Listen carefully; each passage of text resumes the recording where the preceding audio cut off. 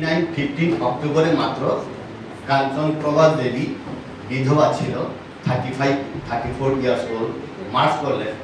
কিন্তু এখান থেকে কিছু the smell of writing of Indian constitution, এরকম সেকুলারিজম স্মেলটা ছিল, এরকম আমরা জানি।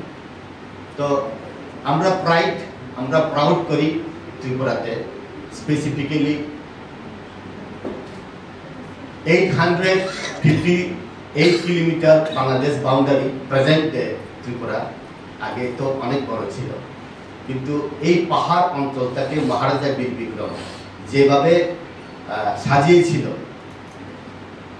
শহরের কিছু দূরে কলেজ, কিছু দূরে এয়ারপোর্ট, 1941-এর যে ওয়ার্ল্ড ওয়ারের সময় বিভিন্ন জায়গাতে এয়ারপোর্ট সেটআপ থেকে শুরু করে, একাডেমিক ডেভেলপমেন্ট থেকে শুরু করে, প্রজারা কোন জায়গাতে পড়বে, রাজপরিবারের লোক কোন জায়গাতে পড়বে, তুলসীবতী থেকে শুরু করে, কয়লা শহরে কলেজ থেকে শুরু করে, অ্যাজ এ হোল এখানে আমরা দেখি যা development of speech, development of smell, এইখানে ভারতবর্ষের অনেক স্টেট এই ত্রিপুরাতে তারা একটা চ্যাপ্টার হিসাবে ইয়ে করে।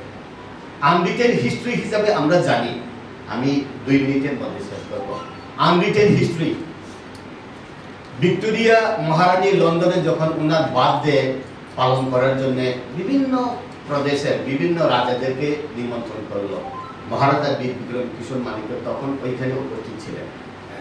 উনি বললেন, I want to make a very modern hospital in London. বলেছিল ভিক্টোরিয়া দিন বার্থডেতে। আমরা শুনলাম, কারণ আমার মার বাবা দাদুও রাজা সিপাহী ছিল, রাধামোহন দেব, ওনার কাছ থেকে আমরা বিভিন্ন হিস্ট্রিক্যাল ব্যাকগ্রাউন্ড শুনি। তখন বললেন Victoria, I want to establish the modern hospital in London. সবাই রাজারা কন্ট্রিবিউশন করে। মহারাজা বীর বিক্রম খুব চালাক চতুর, বললেন আমাদের এই জঙ্গল এলাকা থেকে, প্রত্যন্ত ত্রিপুরা থেকে এখানে ট্রিটমেন্ট করার জন্য আমরা তো আসতেই পারবো না, বরং we want to keep your memory, আপনার রিমেম্বারেন্সের জন্য, আপনার মেমোরির জন্য আমি আমার প্রদেশে, আমার দেশে আমি হসপিটাল খুলবো আপনার নামে, BM hospital, Victoria Memorial hospital, যেটা আইজিএম হসপিটাল আছে। তখন উনি খুশি হয়ে বাদ দিতে যত সোনা রূপা যত কিছু গিফট পেলেন, মহারাজা বীর বিক্রমকে দিয়ে দিলেন। আমার দাদু বলতো, তো এটাই হিস্ট্রি। ব্রিটিশদেরকে ভিক্টোরিয়াকে মেমোরি করার জন্য, ব্রিটিশদেরকে ওয়েলকাম করার জন্য এখানে হসপিটাল হয়নি। যেহেতু রাজা হিসেবে আমন্ত্রণ পেলেন, তাই ওনার ইয়েতে হাসপাতাল খোলার জন্য বলেছিল, উনি আবার রিটার্ন করলেন, সব টাকা যত উনি গিফট পেলেন ওনাকে দিয়ে দিলেন। এইভাবে বিএম হসপিটাল শুরু হয়েছে। এরকম গল্প আকারে শুনে unwritten history, many unwritten history আছে পৃথিবীতে, ভারতবর্ষতে। এই জন্যই ভারতীয় জনতা পার্টি ক্ষমতাতে আসার পর, ভারতীয় জনতা পার্টি ক্ষমতাতে আসার পর রাজ পরিবার থেকে শুরু করে রাজার প্রজা জনজাতিদেরকে সম্মান দেওয়া, ভারতীয় জনতা পার্টি ছাড়া কোনো পলিটিক্যাল পার্টি সম্মান দেয় না। এইখানে মহারাজা বীর বিক্রম এয়ারপোর্ট করার জন্য জনজাতিরা দুঃখ ছিল, প্রয়াস ছিল, চিন্তা ছিল, কোনোদিন আন্দোলন করেনি। আন্দোলন না করাতেও ভারতীয় জনতা পার্টি বুঝে the pulse of the tribal in Tripura. এখানে বিধানসভাতে রবীন্দ্রনাথ ঠাকুরের নামে করার জন্য সিপিএমরা চেষ্টা করেছিল। বিজয় রাঘবল তখন একাই জনজাতির এমএলএ ছিল, উনি প্রোটেকশন করলেন, প্রতিবাদ করলেন। এই জন্যে 2018-তে ভারতীয় জনতা পার্টি আসার সঙ্গে সঙ্গে ইয়ে করলো, মহারাজা বীর বিক্রম এয়ারপোর্ট নামকরণ করলো। এটা বিজেপি জনজাতিদের গর্ব। এই জন্যে আমি অনেক সময় জোকস আকারে বলি বা সিরিয়াসলিও বলি, রিয়াং শরণার্থীদেরকে যে 24-25 বছর যে সাফারিং করলো তারা মিজোরাম থেকে আসার পরে, সুমন্ত্র বলে আমাদের ভারতীয় জনতা পার্টি সরকার, প্রদেশ সরকার, কেন্দ্র সরকার মিলে তাদেরকে সেটেলমেন্ট করলো।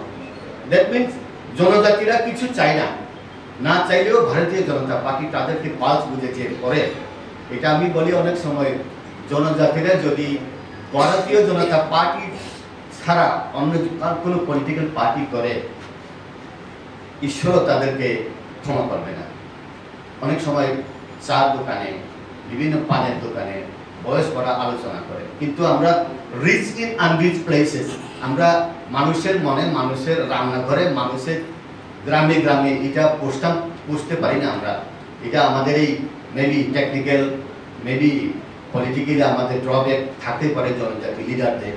এই জন্য আমি চিন্তা করি মেনি হ্যান্ডস টুগেদার, যত হাত বাড়ে ততই শক্ত হয়। তো I need more holy hand, reach in unreached places. এখানে এখনো আছে বিভিন্ন জায়গাতে। প্রাইম মিনিস্টার আবাস যোজনার ঘর দেওয়া হলো, কে ঘর দেওয়া হয়েছে, কে ঘর দিছে? বিজেপি আসার পরে কোনো কিছু পাইছে নি? না, পাইছে না, কিন্তু ঘরের সামনেই দাঁড়ায়। কিন্তু এই ঘরটা কে দিল? সরকার দিছে। সরকারকে মানে এই ঘরের নামে prime minister Awas Yojana PMAY। এটা তখন তাদেরকে যখন বোঝায়, ও পাইছি তো, তখন পাট্টার টাকাও পাইলাম, এই টাকাও পাইলাম, মানে এভরিথিং দেখো, কিন্তু ওইটাকে মুখে স্বীকার করানোর মতো, তাদের মনের মধ্যে, হৃদয়ের মধ্যে একটা মার্ক করার মতো স্পেসিংটা আমাদের থেকে এই জন্য remote control, let's start from the party office to village পর্যন্ত। এটা আমি চিন্তা করি ভারতীয় জনতা